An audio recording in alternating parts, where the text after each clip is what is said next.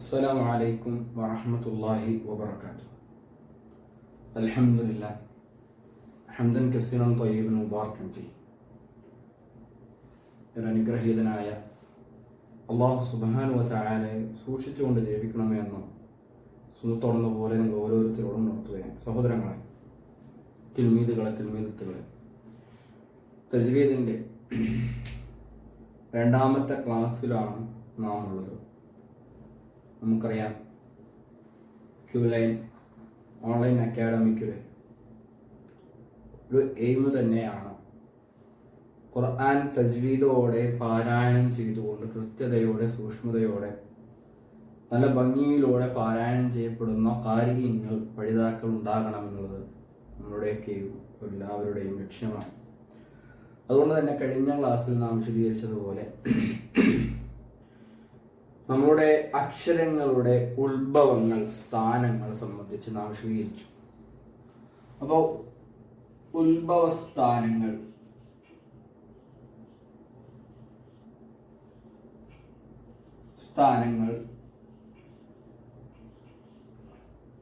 ഏകദേശം 5 എണ്ണമാണെന്ന് നാം വിശദീകരിച്ചിരുന്നു. ഓരോ അക്ഷരങ്ങൾക്കും അതിൻ്റെതായ സ്ഥാനങ്ങളുണ്ട്.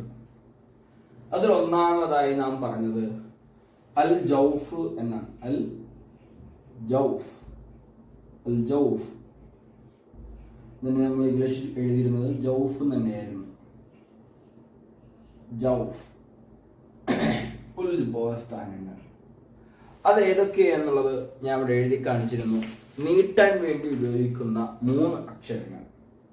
അതൊന്ന് അലിഫ് മദ്, ആ എങ്ങനെ നീട്ടുന്നതിന് വേണ്ടി 28 അക്ഷരങ്ങളുണ്ട്. ആ 28 അക്ഷരങ്ങളിൽ നീട്ടാൻ വേണ്ടി ഉപയോഗിക്കുന്ന അക്ഷരങ്ങളാണ് ആ എന്ന രീതിയിൽ അലിഫ് മദ് എന്നാണ് പറയുക. അലിഫ് മദ്, ഇത് വാവ് മദ്, ഇത് യാ മദ്. അപ്പോൾ ഒരു ഉദാഹരണം പറയുകയാണെങ്കിൽ, നമ്മൾ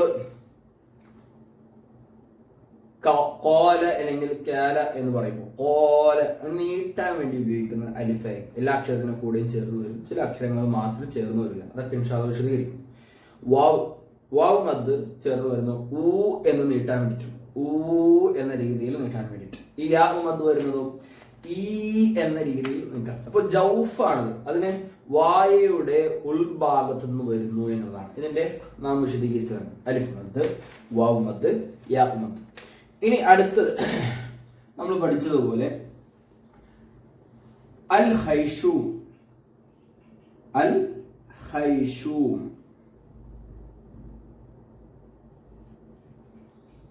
അൽ ഖൈഷൂം എന്ന് പറഞ്ഞാൽ നോസിൽ, നമ്മൾ മൂക്കിന്റെ ആ ഭാഗത്തു നിന്ന് വരുന്ന അക്ഷരങ്ങൾ നാം വിശദീകരിച്ചിരുന്നു. അതിന് 2 അക്ഷരങ്ങളുണ്ട്. അതിന്റെ യഥാർത്ഥ ഉറവിടം നോസിലല്ല, നസൽ പാസേജ് എന്നാണ് ഞാൻ എഴുതി തന്നിരുന്നത്. നസൽ പാസേജ്. അപ്പൊ ഈ മൂക്കിന്റെ എന്താ പറയുക, നോസ്ട്രിക് എന്ന രീതിയിൽ പറയപ്പെടുന്ന ഖൈഷൂം, അവിടെ നിന്ന് വരുന്ന 2 അക്ഷരങ്ങളാണ് എന്നുള്ളത് നാം പറഞ്ഞു. അത് എങ്ങനെയാണ് വരിക? ഒന്ന് നൂനിന് ഷദ്ദ് വരിക, മറ്റൊന്ന് മീമിനും ഷദ്ദ് വരിക. ഇതാണ് ഷദ്ദ്. ഞാൻ ഈ കളർ വ്യത്യസ്തമായി കൊടുത്തിരിക്കുന്നതിനാണ് ഷദ്ദ് എന്ന് പറയുന്നത്. ആ ഷദ്ദ് വരുമ്പോഴാണ് ഈ നമ്മളുടെ നസൽ പാസേജിലൂടെ, ഈ ഖൈഷൂമിലൂടെ വരുന്ന അക്ഷരങ്ങൾ അതിന് ഷദ്ദ് വരണം, നൂനിനും മീമിനും. അപ്പോൾ ഒരു ഉദാഹരണം പറഞ്ഞ മൂക്ക് പൊത്തി പിടിച്ചിട്ട് അന്ന വായിച്ചിരുന്നു. നമുക്കറിയാം, നിങ്ങളത് ട്രൈ ചെയ്ത് നോക്കിക്കോ. മൂക്ക് പൊത്തി പിടിച്ചുകൊണ്ട് ആ അക്ഷരം പറയാൻ വളരെ പ്രയാസമാണ്. അപ്പൊ 2 അക്ഷരങ്ങളാണ്. ആ അക്ഷരങ്ങൾ ന്യൂനും മീമും ഷദ്ദ് നൽകപ്പെടുമ്പോഴാണെന്നുള്ളതാണ്. ഇതിന്റെ സ്ഥാനങ്ങൾ നമ്മൾ വിശദീകരിക്കുന്നുണ്ട്. മീം എവിടുന്നാണ്, ന്യൂൻ എവിടുന്നാന്നുള്ളതിന്റെ സ്ഥാനങ്ങൾ വിശദീകരിക്കേണ്ടത് ഇൻഷാ അല്ലാഹ് വിശദീകരിക്കും. അപ്പൊ അതിന് മുന്നേ അത് വിശദീകരിച്ച് പറയുന്നു എന്ന് മാത്രമേ ഉള്ളൂ. നമ്മൾ മറന്നു പോകാതിരിക്കാനും പഠനം അത് മുന്നേറിക്കൊണ്ടിരിക്കും. ഇനി നമ്മൾ പഠിക്കുന്ന 3ാമത്തെ ഒരു നിയമമാണ് അത് അശ്ശഫത്താൻ. എന്താ പറയാ? അശ്ശഫത്താൻ. അശ്ശഫത്താൻ.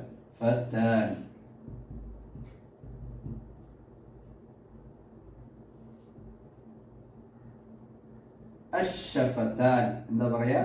അഷ്ഷഫത്താൻ എന്നാ പറയുക. ഷഫത്താൻ എന്ന് പറഞ്ഞാൽ ലിപ്സിൽ നിന്ന് വരുന്ന അക്ഷരങ്ങളാണ്. നമുക്കറിയാം ലിപ്സ്.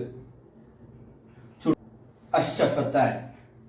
അടുത്തൊരു ഇനമാണ് അഷ്ഷഫത്താൻ, ലിപ്സിൽ നിന്ന് വരുന്നവ.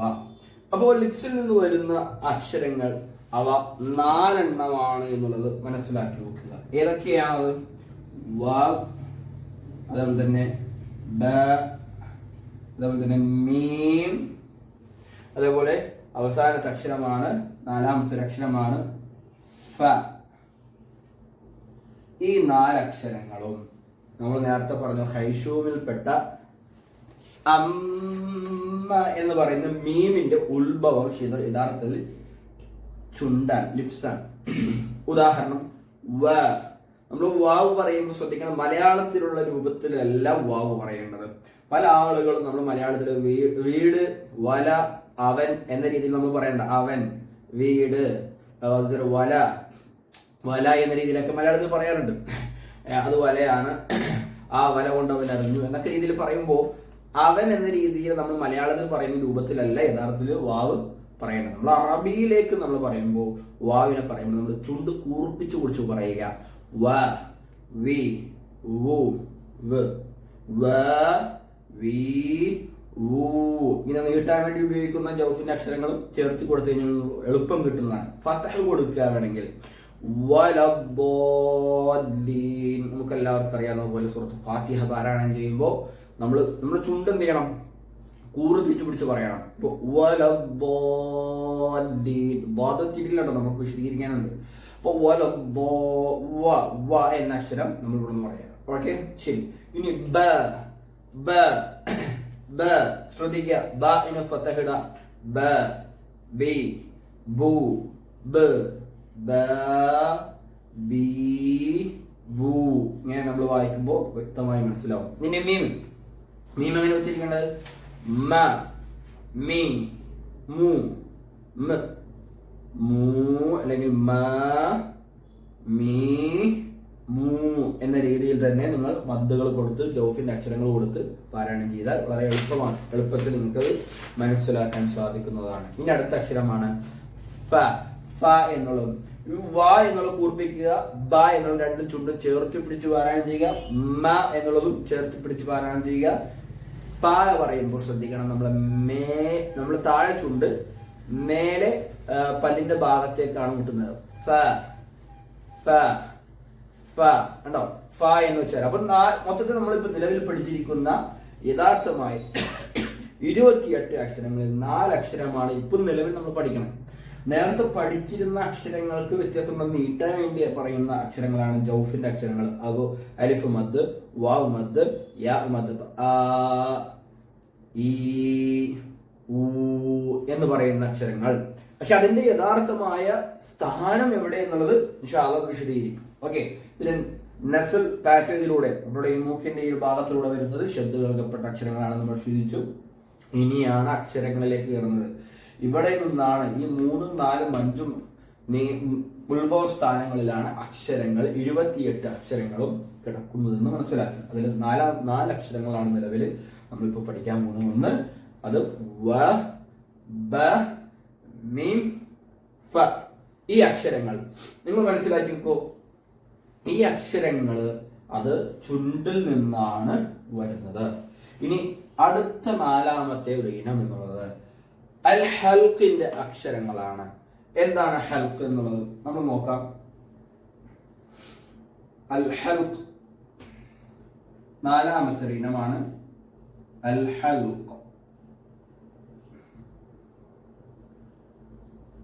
അൽ ഹൽഖ് എന്താണ്? ത്രോട്ട് എന്നാണ്.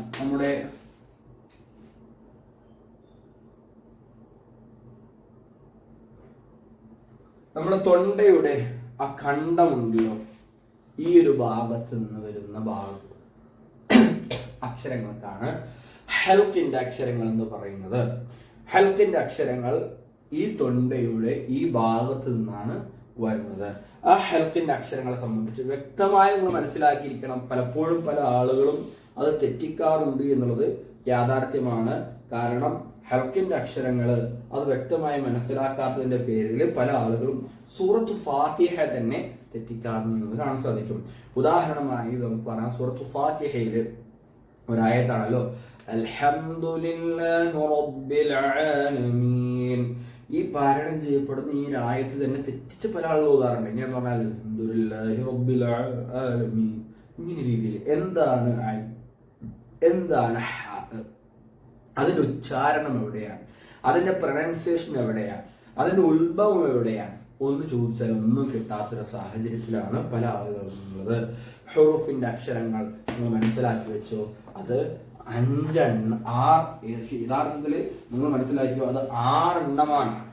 ഹൽക്കിന്റെ അക്ഷരങ്ങൾ നമുക്ക് 6 തിരിക്കാം. ഇപ്പോൾ നമ്മുടെ തൊണ്ടയുടെ ആ ത്രോട്ട് എന്നുള്ള ആ ഭാഗത്തെ തന്നെ നമുക്ക് എന്ത് ചെയ്യാം, ഇങ്ങനെ 3 തിരിക്കാം. ഇത് ഏറ്റവും മുകളിലുള്ള അതിനെയാണ്. ഇനി വസത്ത്, സെന്റർ, അതേപോലെ തന്നെ ഏറ്റവും താഴെ അക്സ, ഈ ഭാഗത്ത് 3 നമ്മുടെ ത്രോട്ടിന് 3 തിരിക്കാം. ഈ ത്രോട്ടിന് 3 തിരിക്കുമ്പോൾ ഏറ്റവും താഴെയിൽ നിന്ന് വരുന്ന അക്ഷരം എന്നുള്ളത് ഹംസയാണ്, മറ്റൊന്ന് ഹായാണ് കേട്ടോ. ഹംസ, പിന്നെ അടുത്തത് ഹ. ഈ 2 അക്ഷരങ്ങളാണ് അതിൽ നിന്ന് വരുന്നതെന്ന് മനസ്സിലാക്കുക. ഇവിടെ നിന്നാണ് അ, ഹ. ഈ 2 അക്ഷരങ്ങളും ഇവിടെ നിന്ന് വരുന്നത് ഈ തൊണ്ടയുടെ ഏറ്റവും താഴെ നിന്നാണ് ഈ 2 അക്ഷരങ്ങൾ വരുന്നത്. അപ്പോൾ അതിന് ഹംസ, ഞാൻ ഈ 5 വായിച്ചത് ഇത് എഴുതുന്നതിന് വേണ്ടിയിട്ടാണ്. 5 ഇൻഷാല്ലാ അടുത്ത ക്ലാസ്സിലായിരിക്കും വിശദീകരിക്കും. ഒരുപാട് അക്ഷരങ്ങൾ അതിലുണ്ട്, അതുകൊണ്ടാണ് അത് ഞാൻ ചിത്രം കാണിച്ച് തന്നെ നിങ്ങൾക്ക് പഠിപ്പിച്ചത്. അപ്പോൾ അ, അതുപോലെ ഹ, ഇതിനെല്ലാത്തിനും ഫത്തൻ കസ്ർ ലം സുക്കൂൻ അലിഫ് മദ്ദും യാ മദ്ദും വാവ് മദ്ദൊക്കെ ഇട്ട് കൊടുത്തു. അ ഇ ഉ എ ആ ഈ ഊ ആണോ. ഇനി ഹ ഇട്ട് കൊടുത്തോ, ഹ ഹി ഹു ഹ ഹ ഹി ഹു. അപ്പൊ ഇങ്ങനെ രീതിയിൽ നമ്മൾ സൂറത്ത് ഫാത്തിഹയിൽ തന്നെ ദീന അങ്ങനെ വയ്ക്കുക, ഇഹ്ദിന സിറാത്തൽ മുസ്തഖീം.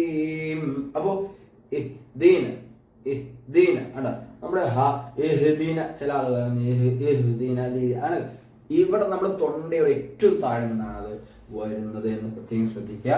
ഇനി തൊണ്ടയുടെ സെന്റർ ഭാഗത്ത് നിന്ന് വരുന്ന 2 അക്ഷരങ്ങളാണ്, ഒന്ന് ഐൻ, മറ്റൊന്ന് ഹ കേട്ടോ. അൽഹംദുലില്ലാഹി റബ്ബിൽ ആലമീൻ, ഹ. അൽഹംദുലില്ലാഹി റബ്ബിൽ ആലമീൻ. അപ്പോ ഹന്റെ അക്ഷരങ്ങൾ ശ്രദ്ധിച്ചോ, അതിന്റെ ഉത്ഭവസ്ഥാനം സെന്ററിന്റെ ഭാഗത്ത് നിന്നാണ്. അതേപോലെ തന്നെ ആലമീൻ ആണോ. നമ്മൾ ഈ ഹംസ പറഞ്ഞ അതിന്റെ വ്യത്യസ്തമായ രീതിയിലാണ് ഇതിന്റെ പാരായണം. ഹംസ വരുമ്പോ നമ്മൾ അബുൻ, ഉമ്മുൻ, ഇബ്നുൻ എന്നാണ്. പക്ഷെ ഇപ്പൊ നമ്മള് ഐൻ വെച്ച് കൊടുത്തു, ഐൻ അബ്ബുൻ ഉമ്മുൻ ഇങ്ങനെ പറയോ. അപ്പൊ തന്നെ ഇബ്നുൻ അടാ വ്യത്യാസങ്ങളുണ്ട്. ഇവിടെ നമ്മള് പല ആളുകളും ഹംസയെയും ഐനിനെയും ഒരുപോലെ ഉച്ചരിക്കുന്ന ചില ആളുകളുണ്ട്. അവർക്ക് അറിയില്ല എന്താ സംഭവം എന്നുള്ളത്. ഐൻ എവിടുന്നാ വരുന്നത്, ഹംസ എവിടുന്നാ വരുന്നത് അറിയില്ല. ഹംസ താഴെ നിന്നാണ് വരുന്നത്. ഐൻ അതിന്റെ സെന്റർ ഭാഗം, ത്രോട്ടിന്റെ സെന്റർ ഭാഗത്ത് നിന്നാണ് വരുന്നത്. അപ്പോ റബ്ബിൽ ആലമീൻ ആണോ പറയണേ.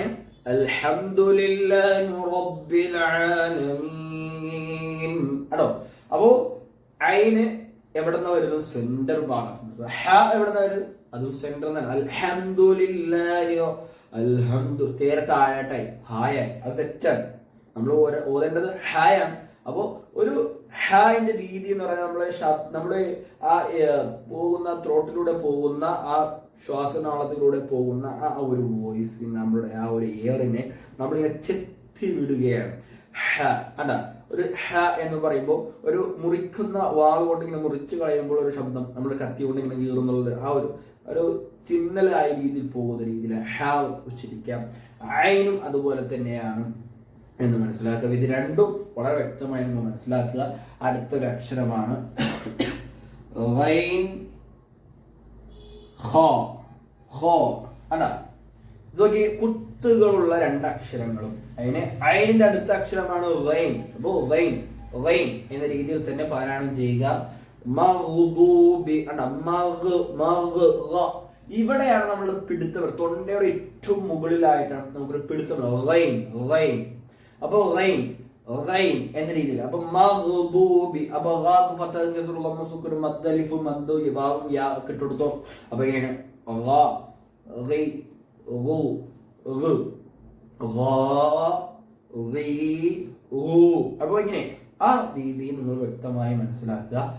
റൈൻ എന്നുള്ളത് തൊണ്ടയുടെ മുകളിൽ നിന്നാണ് വരുന്നത്. ഐൻ എന്നുള്ളത് തൊണ്ടയുടെ സെന്റർ ഭാഗത്തു നിന്നാണ്. ഹംസ വരുന്നത് ഏറ്റവും താഴത്താണ്. അപ്പൊ നമുക്ക് ഇതെല്ലാത്തിനും ഫത്ത് കിട്ടുന്നത് ആദ്യത്തിനൊക്കെ ഫത്ത് കിട്ടുന്നതൊക്കെ കണ്ടോ, ഇത് കുറച്ച് ഷാർപ്പായിരുന്നല്ലോ. മറ്റേത് കുറച്ച് താഴട്ടായി നമ്മളെ തൊണ്ട സെന്ററിലൊക്കെ. നേരെ താഴത്തേക്ക് വന്നാലും കണ്ടോ, ഇതിന്റെ ആ ലൈറ്റ് മേലോട്ട് കയറുന്ന ഹാർഡാവുന്ന നോക്കി കണ്ടോ. അത് ഇങ്ങനെ വ്യക്തമായി മനസ്സിലാക്കി കഴിഞ്ഞാൽ വളരെ സിമ്പിളായി നമുക്ക് പഠിക്കാവുന്നതാണ്.